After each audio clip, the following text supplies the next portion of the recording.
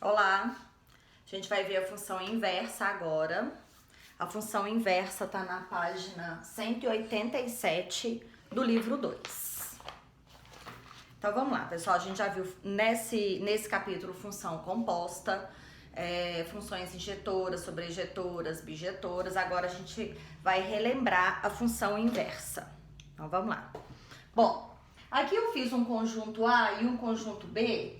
O conjunto A que sai a seta é o domínio, o conjunto B que recebe a seta é o contradomínio. Então eu chamei essa relação de A em B de f de x. Então f de x é uma relação de A em B. O A é o meu domínio, vamos colocar aqui, ó. O A é o domínio e o B é o contradomínio. Agora, na função inversa, é o contrário. A seta sai de B e vai para o A. O símbolo de função inversa é um f elevado a menos 1. Então, na função inversa, essa função inversa é de B em A. B em A. O que passa a ser o meu domínio? O conjunto B. Então, o conjunto B é o domínio, o conjunto A é o meu contradomínio. A função inversa, né, a gente só consegue achar a função inversa se a função for bijetora. Porque pensa bem, se tiver sobrando elemento aqui no meu contradomínio, como é que depois ela vai virar domínio, né, sobrando elemento? Então, a condição é ela ser bijetora, ok? Vamos lá, eu vou pegar um exemplo. Eu vou pegar uma função de primeiro grau x mais 4 e quero achar a sua função inversa. Tem dois passos para a gente seguir.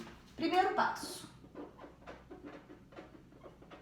isola o x, porque o x está do lado de cá, tá assim, ó, y é igual a x mais 4. Você tem que isolar o x. Então, vamos passar o 4 para lá. Y menos 4 é igual a x. Então, primeiro passo, isolar o x. Vamos escrever isso. Isolar o x. Segundo passo, trocar as letras.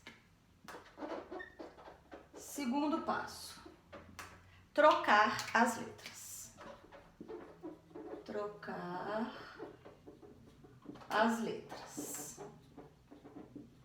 Pronto, é só isso. Aí, essa minha função, o x vai virar y, certo? E o y vai virar x. Vai ficar assim, né? Só que é mais comum a gente colocar o y primeiro e o x menos 4 depois. E o y, já que é a função inversa dessa, vamos colocar f elevado a menos 1. Função inversa, x menos 4. Então, essa é a função f. Essa é a sua função inversa. Ah, então é só mudar o sinal do número? Não, tem que fazer o passo a passo, porque às vezes aparece outra coisa totalmente diferente. Agora eu vou desenhar essas duas funções. Eu vou fazer só um esboçozinho aqui nesse espaçozinho que sobrou. Então vamos lá. Ó, nossa, vamos ver, né, se vai ficar legal. Essa é uma reta, né, ela é crescente, porque o A é 1 e ela passa no eixo Y no 4. Então, vamos colocar aqui. E ela passa no eixo X. Tem que chamar o Y de 0 para poder, né, descobrir onde que ela corta o eixo X. No menos 4. Então, vamos fazer um desenho. Só um esboço mesmo. Vai passar aqui no menos 4. Certo? Agora, essa outra reta, a reta inversa dela, ela já passa no menos 4 do eixo Y e ela corta onde o eixo X? Aí você chama o Y de 0, vai dar 4. Elas ficaram paralelas, né? Essas aqui ficaram paralelas. Né? E são duas retas, né, paralelas. Elas são simétricas em relação à bissetriz dos quadrantes ímpares. Então, se você fizer a bissetriz dos quadrantes ímpares aqui, ó, você percebe que as duas retas são simétricas. todas as funções inversas são simétricas em relação à bissetriz dos quadrantes ímpares, que é essa que eu fiz pontilhada. Vamos pegar mais um exemplo? Vamos apagar.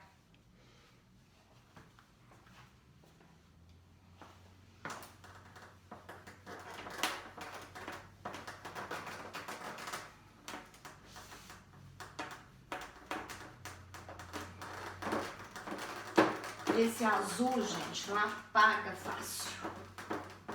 Meu Deus. Tem que pôr uma força. Nossa Senhora. Observem aqui, ó, na página 187 ainda. Na página 187, nós temos um exemplo de dois gráficos. Um gráfico inverso do outro. Mas esse aí o desenho já veio, né? Eles não construíram, não. É só para vocês perceberem. Olha lá, um gráfico tá assim. Nossa, gente, o problema é desenhar isso. Um gráfico tá assim, certo? E o outro gráfico verde.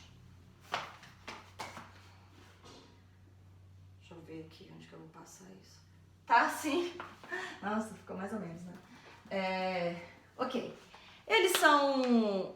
como que eu vejo, né? Que eles são dois gráficos, um inverso do outro. Porque são curvas simétricas em relação à bissetriz dos quadrantes ímpares. O quadrante ímpar é o primeiro e o terceiro. E aqui a bissetriz é a reta que divide o ângulo no meio. Então, se acontecer isso, as duas funções são uma o inverso da outra. Continuando, do outro lado, nós temos um outro desenho aí. Vocês podem acompanhar, não vou fazer ele, vou fazer esse aqui, que vai envolver função exponencial e logarítmica. Apesar que a gente não viu ainda a matéria, mas não tem problema, é só para poder mostrar que uma é o inverso da outra. A função f, 2 elevado a x, e a função g, log de x na base 2. Pra gente desenhar qualquer gráfico, a gente joga valores, né? Mas nesse caso aí, os desenhos já vieram. Tem até uma tabela mesmo com os valores. Mas acho que não tem necessidade de a gente fazer o passo a passo, é só para poder mostrar mesmo as curvas. A função f, né, que é a função exponencial, eu vou fazer ela de laranjinha. Então, ela é assim. Ela é crescente, passa no x igual a 0, 2 elevado a 0 é 1, então ela passa no 1 do eixo y, ela é daquele jeito lá. É uma função crescente. Quando a gente for ver função exponencial, eu acho que é nesse livro ainda. Vocês vão ver que ela sempre tem essa característica. E a função logarítmica, que eu vou fazer de verdinho, né? Ela já é uma função crescente também, porque a base é positiva e ela é, nossa, assim, mais ou menos. E ela passa no eixo x também, no 1, porque se você colocar log de 1 na base 2 dá 0, então ela passa no ponto 1 e 0. E as duas curvas são simétricas em relação à bissetriz, os quadrantes ímpares. Né? Às vezes elas encontram, às vezes elas não encontram. Como eu fiz um esboço, pode ser que elas se encontrem, ok? Então vamos lá. Vamos fazer o exercício resolvido número 2.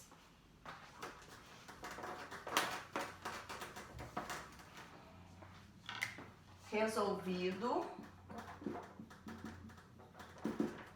número 2. Porque o número 1 era de função composta, a gente já fez. A inversa da função f de r em r, definida por f de x é igual a 4x mais 5, é igual a...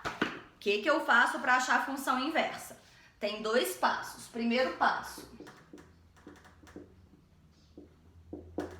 isolar o x. Então, o x tá aqui, a função tá assim, ó. Y igual 4x, que eu pus esses dois, gente. Que é isso? 4x mais 5. Como é que eu faço para isolar o x? Posso passar o 5 para lá, ele passa negativo. Depois eu passo o 4 dividindo. Posso colocar um 4 para cada número ou posso colocar um 4 só para os dois. Pronto, primeiro passo está pronto. Segundo passo, trocar as letras.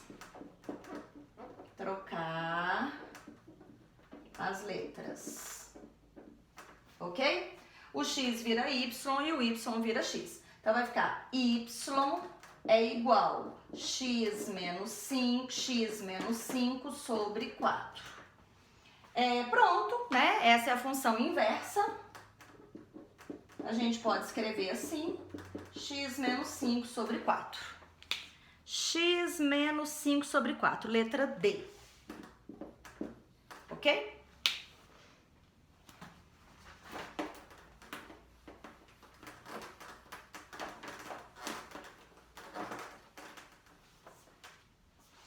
Vamos fazer agora o exercício resolvido número 3. Bom, acho que dá tempo da gente fazer rapidinho. Dadas as funções f de x é igual a 3 mais 2x. G de x é igual a 2 mais x. A sentença matemática que representa a inversa da função FOG. Então é um exercício que misturou função composta com função inversa. A gente vai ter que achar a função composta primeiro. A função composta FOG é a g dentro da f. Eu vou ter que pegar essa função g e substituir aqui no x da f. FOG. Deixa eu colocar uma setinha aqui, ó. A g dentro da f. Como é que vai ficar? 3 mais 2 vezes 2 mais x. Vamos fazer uma distributiva, né? Vai ficar 7 mais 2x. Essa é a função FOG, f de g. Agora é pra gente achar a inversa dela. Primeiro passo, segundo passo. Primeiro passo, isolar o x. Opa, vamos colocar assim, certo? Isolar o x. Então, vamos passar o 7 pra lá e vamos passar o 2 dividindo. Pronto. Isolei o x. Segundo passo, trocar as letras. X menos 7 sobre 2 é igual a y. Essa é a minha função inversa dessa função composta aqui. X menos 7 sobre 2, letra D. Ok, no outro vídeo eu vou fazer mais exercícios com vocês.